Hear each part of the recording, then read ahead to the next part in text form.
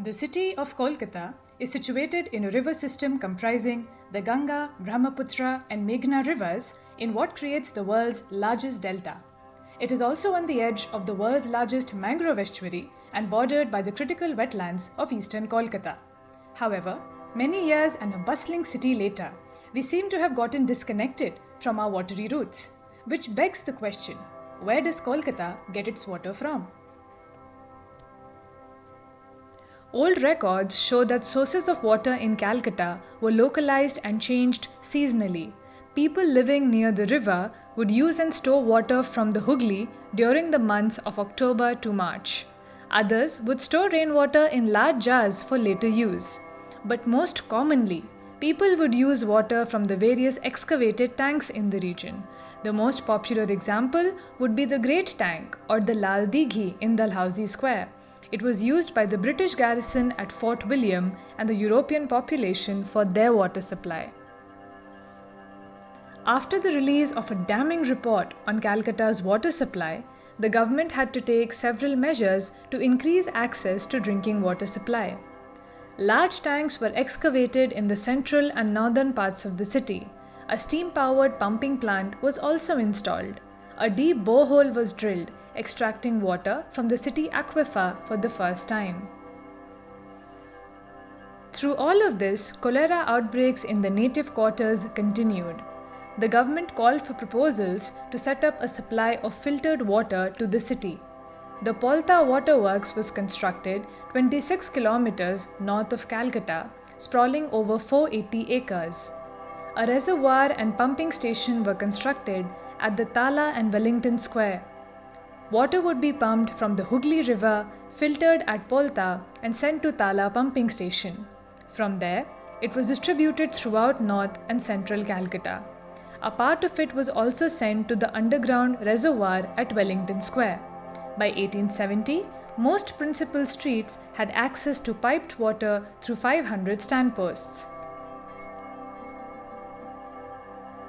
To increase the volume of water the city was receiving, the government also set up a supply of unfiltered water directly from the river. The old pumping machinery at Chandpal Ghat was used for this purpose. It was later moved to Malik Ghat on Strand Road and then to Watganj. As the city expanded to include the southern suburbs, the demand for water also increased. Alongside several other extension measures, the Tala water tank was constructed for the supply of filtered water. It was the largest elevated water tank made of steel and relied on a system of gravitation for the distribution of water. Development work soon slowed down as a result of political and economic upheavals.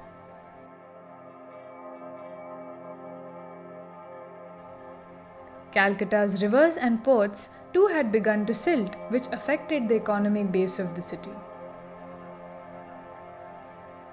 Meanwhile, a global cholera outbreak was traced back to Calcutta.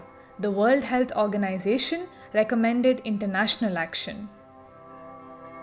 Consequently, large-scale urban planning efforts were made, lasting nearly 13 years. Some of the projects undertaken were to invest in basic infrastructure. Around the same time, Calcutta was witnessing an increasing trend of groundwater development. Due to heavy groundwater abstraction, a pressure trough developed in the south and central part of the city.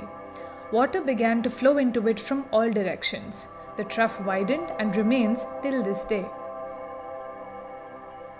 The government also started constructing the Farakka Barrage, roughly 16.5 kilometers from the border with Bangladesh. Although the main objective of the Farakka Barrage was to resuscitate the Calcutta port, it ensured sweet water supply to the city and neighboring areas. Subsequently, multiple water treatment plants were set up in the city. Today, most of the water in the city is supplied by these 5 water treatment plants. They rely on both surface water and groundwater in varying proportions. Filtered water is also available from the 17,000 odd standposts all over the city. The remaining needs of the city are also met by public and private tube wells. However, with our current water consumption patterns, there have been several reports of not just falling groundwater levels, but also of arsenic and iron contamination.